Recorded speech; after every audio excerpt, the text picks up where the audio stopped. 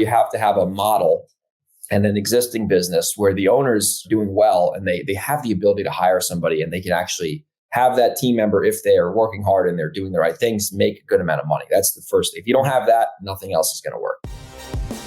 You're listening to Flip Empire, the show committed to helping real estate entrepreneurs who want to build their empire without sacrificing their life. Your success and freedom starts now with your host, Alex Pardo. Hey everyone, my name is Alex Pardo, and this is episode 747, where I'm going to be interviewing my good friend Greg Helbeck, who is a successful, active real estate investor and entrepreneur who has flipped well over 220 deals between wholesaling and flipping since 2005. And Greg is just such a great dude, down to earth. I've known him for a number of years.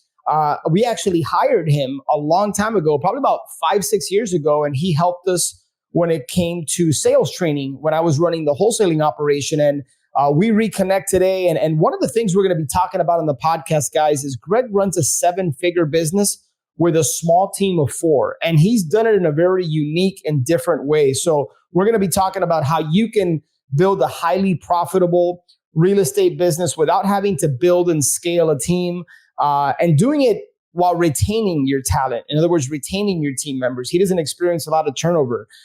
So Greg's business and company, Velocity Home Buyers, he's one of the top wholesalers and investors in the Hudson Valley area, specifically buying in Delaware and Seattle. And before real estate, the guy was trying to be an NHL player, and he pivoted into real estate when he realized that wasn't going to happen. And the guy just loves to travel, enjoys playing golf and pickleball, and is just a lifestyle type investor. He moved to Seattle, Washington from San Diego not too long ago. And so just a lot of really good, valuable information he shares in the podcast today that can help you in your real estate business. Now, before we transition into the podcast with Greg, which I'm really looking forward to you guys hearing, a lot of you have been reaching out to me about the Storage Wins coaching program. So if you're looking to find, fund, and profit from a cash flowing storage facility within the next 6 to 12 months without needing to use your money or needing any experience, head over to storagewins.com, take a minute to apply. And if I like what you have to say, we'll reach out and schedule a call. Now, so you might be an active real estate investor and looking to build a bridge from real estate, specifically residential, over into storage. If that's you, go and apply, storagewins.com. Or if you already have a real estate business, but you just want to add storage as an additional income stream, right? You want to figure out how you can get involved in storage deals to generate more cash flow, build wealth long-term, and ultimately have time freedom. Head over to storagewins.com. So now that we've gotten that out of the way, let's transition into episode 747 with my good friend, Greg Helbeck. Mr. Greg Helbeck, what is going on, brother? How you doing, dude? Alex, it's always good to talk with you, man. This is a long time coming, man. We haven't connected in a while. And we just had you do my show the other day, and now we're exchanging it and doing the other way around. So I'm excited for this, man. I love it, man. Let me tell you. So I think you know this, man, but I've been in the REI space for a long time, since late 2005. And you know how we meet a lot of people, and you're super sociable. So like a lot of people know you, gravitate towards you. We build relationships in this business, which if anybody's been listening to the show for a while, you know how important I value relationships. And even though, dude, we kind of lost touch there for, I don't know, 2-3 years, whatever it's been. Like, you know, when you connect with people, you really build a relationship, and you call them and you speak to them and you pick up right where you left off. Like, that's how I feel with you, dude. Yeah. Like, it's as if we never lost touch. And from my perspective, dude, like looking afar, and I've gotten the opportunity to know you because, you know, you and I had numerous conversations, and then you helped me back in the day when I had my wholesaling team. You helped us from a sales perspective with my acquisition managers and all that. Dude, it's awesome to see your growth throughout the years, man. Like you've grown and evolved a lot, man. And I know that we're going to touch on some of that here on today's podcast, because you've always been somebody to just deliver a lot of value and genuinely care about helping people. So I'm excited to have you on, dude. I appreciate it, my friend. I feel the exact same way. When we picked up last week, I was like, man, I haven't talked to Alex in like maybe like a year or whatever, and Yeah. it's like nothing's ever changed. Like we were just eating dinner in California Remember all that? those years ago with Collective Genius or whatever. So it's Bro. crazy. Yeah. Awesome, man. Well, hey, look, I'm going to skip the part where we talk about like how you got into real estate and all that. Cause I want to, again, man, you have so much wisdom to share, a lot of experience shares. And I kind of want to just make sure people walk out, like being able to hear you and listen to how you've structured and designed your business in a way that, where other people are failing and struggling, especially in tough markets, you've been able to really thrive. And I got some specific questions I really want to get out, but why don't we start there? So you live in Seattle, you haven't been living there that long. I know you lived in San Diego, you moved to Seattle, but you don't do business in Seattle, correct? You operate in New York and Delaware, I know are two markets. So I my main market is back where I'm from in New York, and then Delaware, because that's where my like acquisitions manager partner lives. Okay. But I am actually starting to buy in Seattle now that I just got here. I just got my first house that I'm going to buy like about 40 minutes away. But like I wouldn't consider Seattle as like a core area because like we just got here and I want to get established and this, that, and the other. So this will be regarding all the East Coast business we've been doing for almost a decade. Got it. So here's what I want to start by sharing with people listening and watching to this podcast is regardless of your business model, I don't care if you're a wholesaler, fix and flip, creative financing, you're not doing commercial. A lot of what Greg is going to share can transfer over into your business, right? So I don't necessarily like keen in on, Greg has a wholesaling and fix and flip model. Like just listen out for the principles and in between the lines. So with that being said, brother, like you operate in some difficult markets, right? Yeah. New York being one of them. New York right? is the hardest. It's so hard. If you can make an REI business work in New York, where there's like what I feel, at least from the outside looking in, there's a lot of restrictions and red tape and all these different things and hoops you got to jump through. Like where people are leaving those markets to focus on other markets, like you guys have not only doubled down, but you've been thriving. Let's start with a big picture question, and then we'll start to kind of zoom in. But how is it that you guys have been able to be so successful in difficult markets, running a wholesaling fix and flip type business when others are just struggling and leaving? That's a great question. So here's my best, way to go about that. Like for New York, you take hard markets, New York, San Diego, Seattle, but even Miami, I would throw in there. Miami is a tough market. The expensive area is Boston. So in those areas, at least in New York, I can speak on New York for sure. Because of all the red tape and because of all the attorneys and, sellers wanting 10% of the price down, that, believe it or not, that actually makes the competition, at least in New York, much less than what it would be in like a Dallas, Texas or Phoenix, Arizona. So with all the BS and the red tape and the capital you need, it does give you less competition. There's definitely other people there buying for sure. We know a few of them, but it's not like a super, super, super saturated market from a seller marketing standpoint, right? Not from like a, retail buyer standpoint, which I can get into, but like if you're selling marketing to sellers in New York, they'll probably get like 4 or 5 postcards, maybe, and then maybe they'll call 2 of them. So it's like, not like you're going to be like getting into situations where the seller's getting 10 offers, like in Phoenix, like they're getting 100 postcards. They're picking the top 20 they like, and then they're having their spouse pick the top 5. That's right. That doesn't happen in New York because it's so hard. So people try to break in there. They realize it's difficult. They listen to some guru and then they fail because they don't understand the reality. So that's the first thing, limited competition. And then at least in our business, Alex, in terms of being, a successful real estate business, not wholesaling business, because I like to look at it from that angle. Yep. Once you get established and you understand your market or your markets, depending on your model, you have to be able, in my opinion, to do more than one thing if you want to maximize your opportunities. So I see a lot of people, they just want to wholesale. And I think that's great depending on the model, if you're nationwide or something like that, which I'm not too familiar with. But once, let's say you're in 1 or 2 markets and you have a pretty good lead generation system going, if you don't understand how to like flip that property or at least just clean it out and wholesale it, you're leaving a lot of opportunities on the table. And that's what caused a lot of wholesalers to get in trouble, is they were relying on one strategy in one market with one buyer, hedge funds. And when that went away, their model went away, and they weren't buying deals at a deep discount off the bat. And I know I'm giving like a long-winded answer, but they were like order takers. Like the hedge fund would pay 105 of par. They would lock it up from the seller for 100% of par. It's like, you don't have to be that good to do that.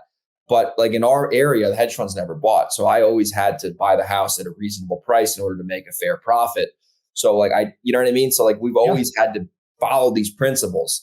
So that's really what separates us. Let me jump in because, dude, there's a lot to unpack there, and that was all really good. I'm glad you went in that direction. But I want to kind of first start to focus in and key in on something you said. You said a lot of and you didn't use the phrase one trick pony, but that's like what came up for me. Is there's a lot of people that they just focus on wholesaling. They literally have one tool in their toolbox. And if they can't help the homeowner or the seller that way, then they just lose out on that opportunity where you guys know how to wholesale, you know how to wholesale, you know how to fix and flip. Like you got a lot of different tools that you can use. The analogy that comes up for me, dude, as I was listening to you chat, and I don't even follow baseball, but think of the pitcher that all they have is a really, really good fastball, but they don't have a curveball, slider, a knuckleball, and whatever other pitch is being thrown these days. The hitter already knows what's coming. They're just going to sit back, and eventually they're going to get your timing. They're going to knock it out. That's kind of the equivalent of people that are out there that only have one tool, that are one-trick ponies. But now let me play devil's advocate for a second, and this could be for some interesting conversation on this show, is where do you land, Greg, on the one thing type of mentality, right? Like one of the best books I've read is the One Thing by Gary Keller. Really, really love that book. But then you have a different school of thought that's like, hey, you need multiple streams of income, or hey, like don't just focus and double down on one thing, but you need to have, like in this case, you need to have multiple strategies you could go to. And I understand that it's not exactly an apples to apples type comparison, right? But the lines can get blurred for people. Oh, yeah. So what is your advice, your insight, your perspective on people that are listening to the show and saying, hey, I'm a wholesaler right now, or hey, I'm looking to get into wholesaling, versus, hey, let me learn 2 or 3 different strategies. Where do you land there? Yeah, so that's a great question. And I put a lot of thought into this. Not like I didn't even know the questions you were going to ask me, but I always just chill and think about things and whatnot. And this is something I always think about. So I think you have to look at it like this. If you are in one market, right? Like there's, and I'm going to start with this and then I'll get more to the answer. If you're like doing nationwide wholesaling, number one, that does work. And number two, you can just be a wholesaler because you have so many leads coming in for so cheap and you don't have time to learn every market in the country. So you're basically just playing arbitrage. And we have friends, Chico, Nick Perry, they're really good at that. That's not my model. So, I'm speaking about more of the local approach. I think if in terms of being focused versus having shiny object syndrome, if you look at the core direct to seller real estate business, if you just wholesale, you're at the end of the day, you're missing out on revenue that can be achieved with not that much more effort. Or maybe you need a hard money lender, which isn't that hard to find, and you need the private money. So I think if you're looking at the transactional business, I'm buying something, I'm selling it for a profit. That's the core model, whether that's an assignment of contract on a wholesale or you're closing it and sitting on it for 30 days and selling it. I think that's where you'll be okay. I think if you're, so it's like you're because you're still just, going to exit that deal within 30 or 40 days, right? You're just happening to own the house and sell it to make an extra $30,000, which is literally net revenue in your pocket because you paid whatever for it. I think where people get in trouble is they try to buy rental properties when they don't have a real business. Distraction. They have to, I think you got to wait. We can talk about that later, maybe, because I waited a while to buy rentals. And then they try to do this creative finance crap that doesn't work for their deal. And then they're spending their whole day underwriting a deal that makes no sense with no equity. And they're trying to sub to a deal. So I think you got to stick to the core model of your business. Are you buying and selling houses? Stick to that. But if you're like, I'm a creative finance guy, then stop wholesaling. So you have to pick the general area. And then if you're a wholesaler, you have to have principles set up. Like, okay, if I can make $20,000, then okay, I'll wholesale. But if I can make, double that, Yeah. and I don't need to rehab it. Maybe I'll just close on this thing and sit on it for 30 days and learn how to, raise money. And I can make 50,000 and it's the same lead. So you're ultimately just putting more profit in your pocket. That's my answer. That is a good question.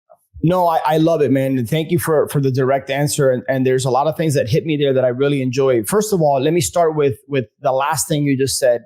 I think you used the word principles. You have to have principles you go to.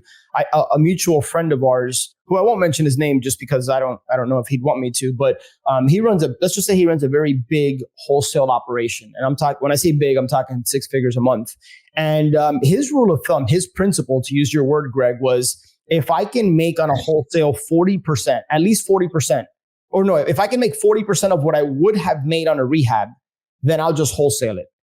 Anything less than that, and I'm going to rehab it. So in other words, if you're looking at a deal and let's say a fix and flip profit, you buy it, you put money into it, you sell it. Let's say you're going to make $100,000, but if he can wholesale that today and make $40,000 or more, he'll just wholesale it. Right. Okay. I see that making sense. So that's his particular principle. Yeah. But for, and the purpose that I bring that up is not for people to necessarily like adopt that principle, but just more the framework of come up with a principle that makes sense for you. Right. And the other thing that I love about what you shared, Greg, is that it's all in the same sandbox. The distinction you made was creative finance and all that is different from wholesaling and fix and flip versus for you. If you understand how to wholesale, put a property under contract, the only difference between being able to close on that and really maximize the juice, aka the profit in that deal, is just having a private lender or having a hard money lender, somebody who can fund and help you close on that deal. So really love what you said. And then the last thing, dude, that I really want to give you your flowers for is the fact that you said, hey, if you're wholesaling nationally, you're going to have more than enough opportunities just to double down on that. But the key distinction with you, dude, is that you're focused on like one specific market or two different one region of the country, basically. One region of the country. It's not like huge. Well, it is, correct, but it's not like, all over the place. That's right. That's right. Now, where I want to kind of transition to next, because I heard you kind of touch on this, but before we started the podcast, you shared with me how like, dude, one of the reasons like we really thrive is because I understand my markets, right? Where other wholesalers don't. And you gave a specific example. I don't want to steal your thunder, but why don't you start with that example you shared with me before the podcast? Because I wish it was recorded. I want people to hear this. And then I want to transition into like, what do you specifically do to really wrap your arms around understanding the market, understanding the fundamentals of that market? Yeah. So I'll start with a story. There was a wholesale deal and it was like a Saturday night and I was on Facebook, which I don't normally do, honestly. And I saw this guy in the local Facebook group. He posted this house in Hyde Park. And I'm like, I know the area. I'm like, this guy's not from local. This guy's an out-of-state wholesaler. There's no way. Because the price he had it at, I'm like, because this was like 10 Eastern, it's 7 Pacific. I'm like, if somebody saw this, they would start offering this guy over ask, like 20, 30 grand over ask, right? So I get him on the phone. I'm like, yo, what would it take for me to get this house like right now on the spot? Like, I don't know who you are, but I want your property. And he calls his partner. I think I gave him 5 or 10 grand over ask, sight unseen, like no big deal. Buy the house, throw it right back on the market and make a nice profit.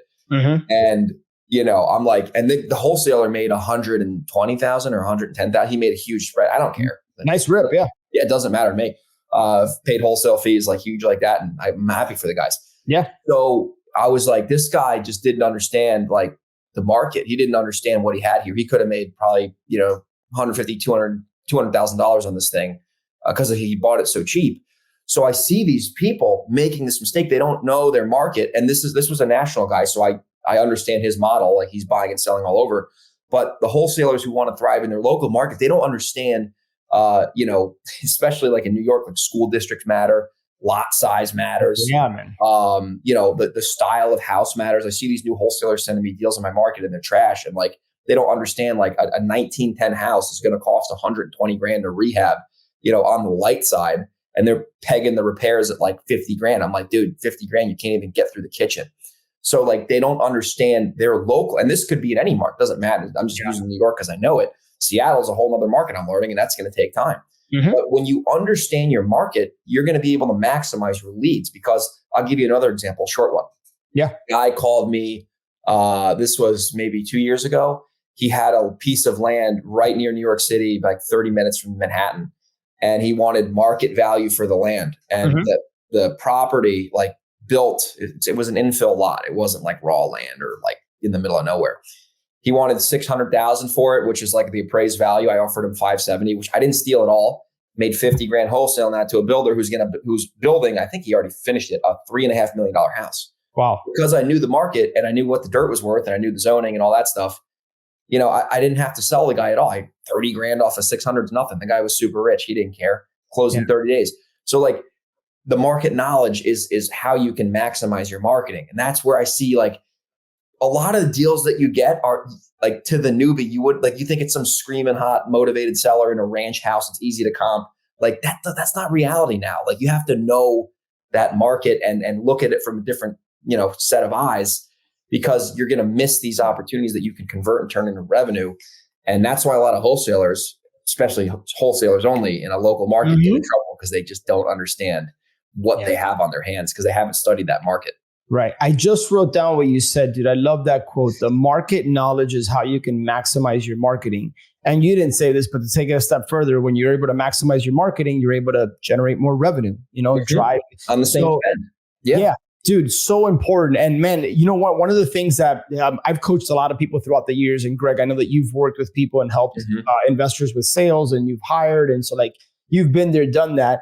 And you and I both know, brother, that 99% of the time, people are always out there looking to generate more leads, which is important, right? You never want to turn that faucet off. But most investors I have found, and I'm sure you'll agree to this, they have deals in their existing CRM. Oh my God. Like most of us, by the way, including myself, I bet you right now, if I went into my CRM, there's deals that I could uncover. I just need to dig deeper. But to your point, if you understand the market, you're going to be able to maximize your marketing. Let's use Seattle as an example, because you just said it right now. Right now, you're in the process of learning that market. Are there any like practical tips, suggestions, advice you can give people listening to the show about how to really start to understand the particular market? Like, is there a kind of a step 1, step 2, step 3 for you? Yeah, for sure. So step 1, I would say, if you're physically there, like I live in a nice neighborhood and there's a lot of new construction coming up because it's right by the water. So drive around the neighborhood and see what's going on. So for example, if you go like a street down, I think my neighbor's house there's like a new construction build adjacent to me, and then the neighbor's house is like fairly new. So look at that and say like this is a high-end market. So this is not going to be reality in Cincinnati, right? Yeah. Unless you're depending on the little zip code, but it's real estate. It's like really zip code specific sometimes. So drive around and see like, for example, me, I'm looking at these new builds and I'm like, wow, like those are worth 1.8 mil. I wonder what the builder paid for the dirt, right? Because a lot of these people are buying these functionally obsolete houses, scraping them, splitting the lot sometimes, and building 2 new construction houses next to each other, or they're building one big house, and understand what the land is worth based on the lot size and the zoning, which is more like in the weeds. And this is probably more like 2.0, 3.0 stuff. If you're brand new, I'd probably focus on lead gen. But then once you know kind of what a certain size lot would sell for and the zoning, you could figure what a builder might want to pay for that. So when you get an opportunity, you're like, oh, I know builders are paying, I don't know, $500,000, $600,000 for this type of dirt because they can build a $1.7, $1.8 million house. So if I get a lead like that, I offer the seller $450,000, I could probably make 6 figures on that, right? So it's like, it's just kind of reverse engineering what people are willing to pay. And then same thing like in like Seattle, like depending on where, you are in the city, like there's like, I'm actually going on an appointment in like 4 hours where the guy has 2 houses on, I forget the lot size, but it's approved to build 36 apartments, like 7 stories up, which is big money. And he wants $3 million. And I'm not throwing that opportunity away because I got to see what a builder will be willing to pay for something like that. Because there's a lot of guys in Seattle who don't do volume, but they make multiple 7 figures net because they understand how to make $500,000 per deal. That's big in Seattle and San Diego and even Miami. There's a lot of that going on. So the way that I would kind of recap what I heard you say was really, you got to become a ninja and sharpen your skill set when it comes to looking at a piece of real estate and asking yourself, like, what is the highest and best use? What could go on this thing? Right. And dude, I'll kind of share a super quick example. Like my partner and I are literally going through this right now. So we own, I think I shared this with you on your show, Greg. We own a storage facility just north of Jacksonville in an area called the Amelia Islands, which is in Florida. Yeah. Okay. No, in Florida. It's on the border of Florida and Georgia. Amelia Islands. Okay. I know where that is. Yeah. It's think of like a lot of Floridians call Amelia Island like the Hilton Head of Florida. Right. Okay. So it's a really affluent area. I think the average medium household income is around 135, 140. Did you say Amelia Island? Amelia Island. Yeah. That's super nice. Yeah, it is. So one of my storage facilities is in the heart of Amelia Island. So check this out. This is why, by the way, that deal came from a direct mail campaign, and we got 90% seller financing. So incredible, valuable piece of dirt. And so the reason I bring this up is because where this particular storage facility is situated, it's literally a 30-second drive to the beach, like to the actual sand in the ocean, the water.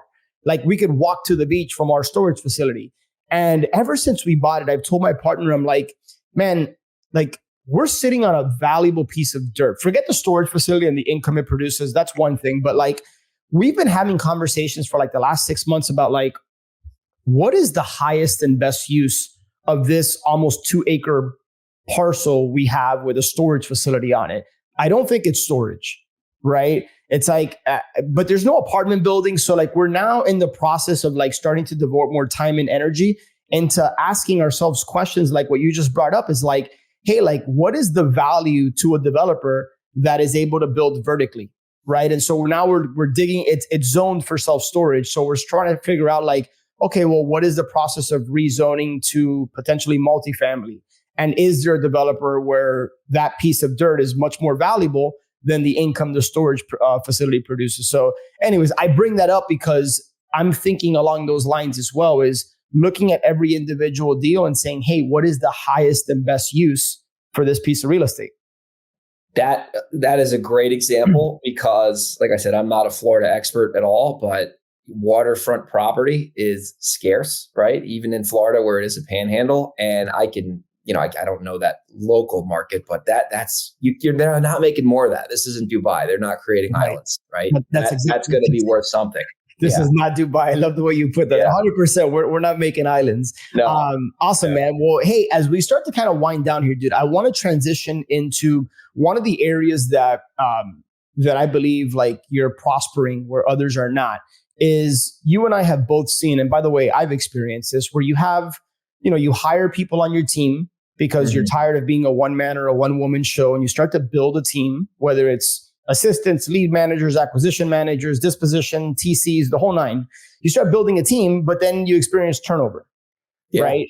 And it seems like you have a pretty simple, small team, but you got people that stick with you, that last, that are being well compensated, but you're not experiencing a lot of that turnover that other investors and REI business owners are experiencing. Talk to me a little bit about like, what are some of the fundamentals, the frameworks, the principles that you've been able to employ in your business to find, attract, and then keep the right talent? 100%, man. And that's something that I see a lot of people get in trouble with, and nobody's perfect, first of all, but there's the best advice I could give you is, number one, I see a lot of people hired too early, and they don't have a business that can support somebody making 6 figures, right? And that's depending on the role, right? Acquisitions I can speak a lot about because that's I know that best in terms of hiring, but they have a model where they're not making money themselves and they're trying to hire someone for $30,000 a year to buy houses, and a skill set like that who actually knows what they're doing is never going to settle for something like that unless it's a VA, which is, different story. Yeah. Tough to do that in New York, to say the least. So you have to, first of all, you have to have a model and an existing business where the owner's, doing well, and they have the ability to hire somebody and they can actually have that team member, if they are working hard and they're doing the right things, make a good amount of money. That's the first thing. If you don't have that, nothing else is going to work. Number two is, at least when I hired my acquisitions manager, he was almost like a quasi partner now, in certain cases. He was, I got a little lucky because he was working for another wholesaler who wasn't as established as I was.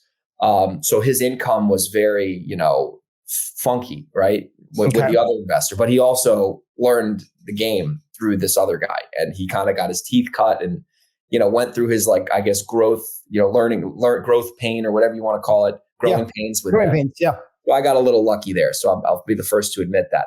But when it came to getting him on board, I had to figure out, how's this person going to make a lot of money with my company? Because if they're not going to make a lot of money and it's not a good environment, it's not going to work out. So I made sure I had a business that could support that, which I did, and we still do. And I, at least for me, like, I'm not a micromanager kind of person. And this is where I see a lot of, and every model's different. So I'm just telling you what's worked for me, right? Yeah. A lot of people, they make it to where, like, the person, like, because you got to think about the acquisitions role. If you really look at it from a high level, you're most likely not getting a salary. You're getting commission only. So you're essentially like an entrepreneur, right? So you need to have some sort of a situation set up to where they have some freedom, right? Like, you can't make them, like, on commission only, work like a pack mule and have all these, like, talk time and all this stuff like that. That could work, but that person is going to feel like they're chained at a job. So my guy knows what matters, bringing in 2 deals a week. That's the key core metric, 2 deals a week. And I don't really care how he does that. I don't care. Like, do you want to work all day in the morning? You work in the night? Like, I don't know what it is, but as long as you're bringing in 2 deals a week, that's all that matters, because that's going to get us on track to hit our numbers. Yeah. So I give him a lot of freedom and flexibility.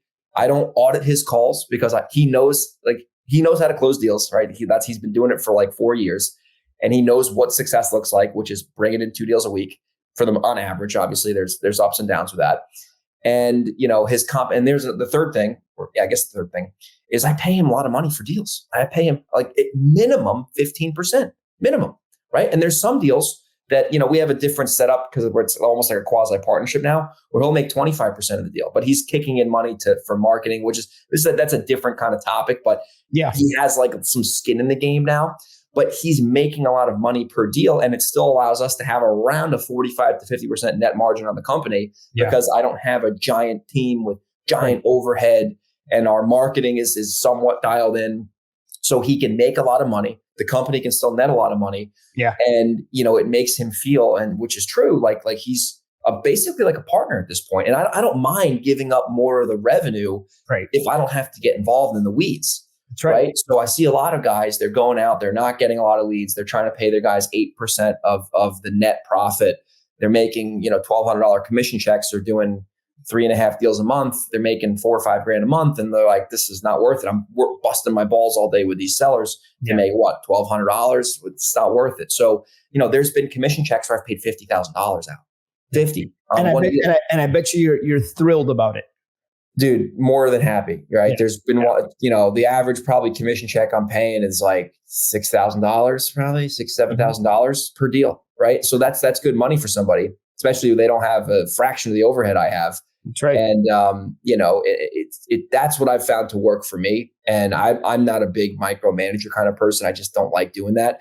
Mm-hmm. And here's the thing: we're small enough where I can get away with that. If I was way bigger, it'd be harder to pull something like that off. But here's the thing: I've seen work with other people as well as myself is you either have to go really big and have a scaled out business that's like usually grown from within. Like your CEO, like there's a Nick Perry, I can drop his name, good buddy of mine. He's promoted from within, and his like CEO now started from the bottom, and he's scaled it out nationally. Like definitely one of the best I've ever seen do it from a wholesaling business, and he's scaled out big. That works, but there's the people who like try to go in between, like doing that and then doing like this, like in between what I'm doing, which is like 4 people, and that's like no man's land, and people get decimated. Yeah, because then their overhead catches up to them. Well, and they need to do 4, 5, 6 days a month to break even, and then they're like, "This isn't worth it." So like, there's like Brent Daniels has like a team of like 4 people. Another buddy of mine, 4 people, right? He's got like a really good buyer, really good dispo, like whatever, and he makes that work. So you either have to kind of be smaller with the team, or go real big and dedicate yourself to that. Because if you're in no man's land, that's where like in all the masterminds I go to. That's where people are just getting popped. Because dude, I am the poster child of what you're talking about. You know this, man. Like I had a team of, it started with myself and a couple, and then I grew up to, I think, 9 people. Yeah. And man, I wasn't a volume wholesaler doing 10 to 20 deals a month. we were doing consistent deals every month, but like I was in no man's land. My overhead, I've shared this in the podcast in the past. My overhead grew to, I think it was between 40 and 45 grand at one point. Yeah. Right. And I'm like, dude, I got to do 2 deals just to break even. I was in like that no man's land there and I hated it. And I certainly didn't want to grow and go super, super big. Dude, this was so crazy. I looked back in 2019. That's when my overhead was about 40, 45 grand.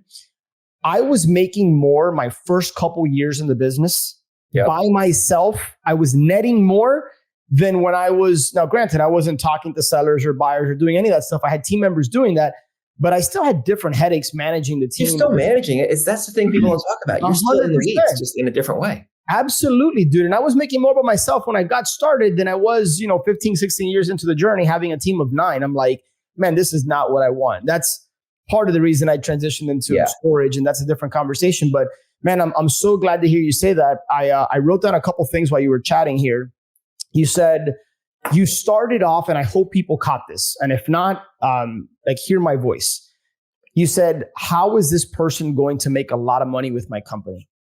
And that is the exact opposite of what I find a lot of people do. It's like, how little can I pay this person so I can keep more of the pie?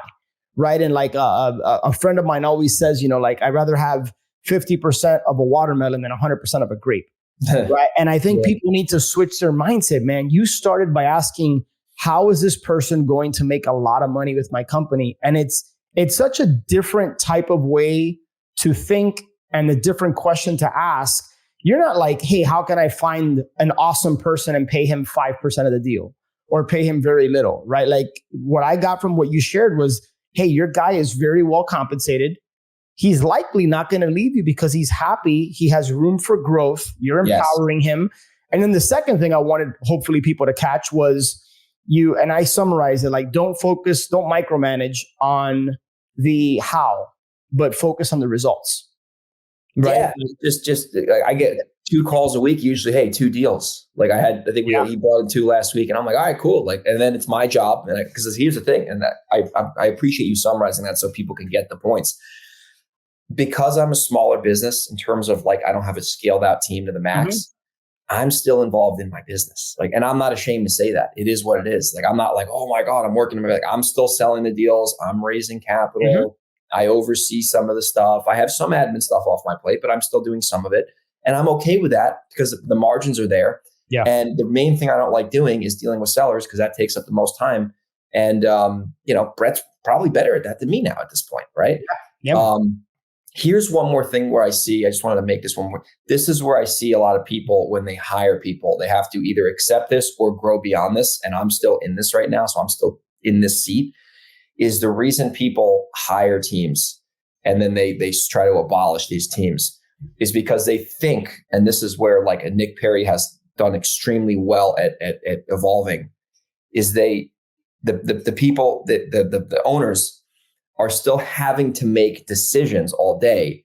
They're just not in the trenches dealing with the customers, but it's still going up the chart to the owner. And they have to make the, that's what kills you, right? That's where you're like, oh my God, I just can't get a break. My phone doesn't stop blowing up. But what, like, for example, like a Nick Perry's done, he's literally promoted from within. And now the buck stops with his CEO. So Nick's in Mexico. He doesn't have to worry about that stuff because the CEO is making all the decisions, which is how you actually, as he would say, get into the owner's box. I'm not there. I'm just telling you what I've heard from him. And it's true because I'm still making decisions, and decisions are what can eat at people, but you have to accept that or grow beyond that. And that's why they hire people, they have a TC, they have a dispo, they have 2 buyers, they have 2 lead managers, but all these decisions are flowing up to the owner. The owner has to decide what to do. And that's where they feel like they're like trapped in their business. Yeah, bro, I love this episode because it's raw, it's real, it's authentic. It's what people need to hear. And, we go to masterminds all the time and you see people scaling and growing and doing this, but like, you don't know that the inside, they're like, their hair's on fire. Their hair's on fire. They're in the lobby on the phone all the time. That's right. We witnessed this so many times. So dude, this has been awesome, Greg. Brother, I'm going to ask you where people can connect with you, right? Because obviously you have a wealth of knowledge. I encourage people to reach out to you, to plug into the content that you share on your podcast and also on your YouTube channel. So I'm going to go ahead and flash that. let people know where they can connect with you. And then I got one more question before we wrap the show. For sure. So check me out. I'm trying to keep growing my YouTube channel. We've been getting more subscribers and more views. So I want to keep growing that. So youtube.com/Greg Helbeck, REI. That's GregHelbeckrei. Subscribe to my YouTube channel. We put out like at least 2 videos a week. So we've been really firing up the content. It's been helping a lot of people. So that's the best way to connect with me for sure. I love it, man. All right. So here's the last question is, I'm a big reader. I believe you are as well. Yeah. What are the 3 books? And if you can't think of 3 and it's only 1 or 2, that's perfectly fine. But what are the top books that you would say have impacted you the most and have really just kind of shaped the way you think, the way you operate, the way you run a business? What are those 3 books? I love that question. The first book is The Compound Effect with Darren Hardy. It just teaches you how to have small wins every day to get momentum. It's an easy read. I think I bought like 15 copies of that thing and I've been just giving them out to people. I think I gave them to my girlfriend's brother. Now he's giving them out to people like a little messenger. It's pretty funny. I love it. So that one. And then the second one I'd say is Ray Dalio's Principles. That's a big ass book. So I would just focus on the middle of that book, which is his life principles, which you can apply anywhere. Teaches you how to think, how to make decisions. So that's my second one. And the third one, I'll give you like a skill-based book. It's Never Split the Difference with Chris Voss. I've consumed that one a ton. And the biggest takeaway from that book is really knowing how to use tactical empathy to get people to like you and then potentially work with you. It's just a really good practical, I don't want to say negotiation, even though that's what it says. It's a communication book. And he teaches you how do you hijack somebody's mind, right? Which sounds daunting and powerful, but if you use it for good, it can get you a lot of good results in your personal and in your business life. A lot of good results in your personal and in your business life. See what I just did there? I just used the Chris. Oh yeah. You just did a mirror on me there. Yeah, that's right. 7:45 guys, a.m. I haven't getting catch up to that real quick. There you go. Guys, we're going to wrap the show here, but like, here's a crazy part is that we didn't even talk about like marketing and sales, which is like one of the areas where I believe Greg shines like above and beyond most people. And I mentioned that because he just mentioned Chris Voss and Never Split the Difference. And one thing I know about Greg is how intentional he is about growing, about learning, about sharing. So again, really encourage you guys to check out his YouTube channel, /Greg Helbeck, REI. And with that being said, brother, man, proud of you, man, for all your growth. Proud of you for the content you're putting out. I appreciate you sharing a lot of wisdom on this show. And yeah, man, just look forward to staying in more contact. But you always got a direct line to me, dude. I appreciate it, Alex. Likewise. This was a fun show. Thanks for having me. All right, guys. Have a great one. We'll catch you on the next one. Hope you enjoyed that episode. But before you go, I've had a lot of people recently reach out to me wanting to learn more about Ascend, wanting to understand how the mastermind component works, how the coaching relationship works. And so right now we're actually on a waiting list. But what I would encourage you to do is if you think you're the right fit and you think you could benefit from being a part of our community, head over to ascendyoursuccess.com, watch the short video, and then just click the apply to join button below. And then we'll be in contact with you if and when a spot opens up. So really appreciate you listening to Flip Empire here. And I look forward to connecting with you on the next show. Take care.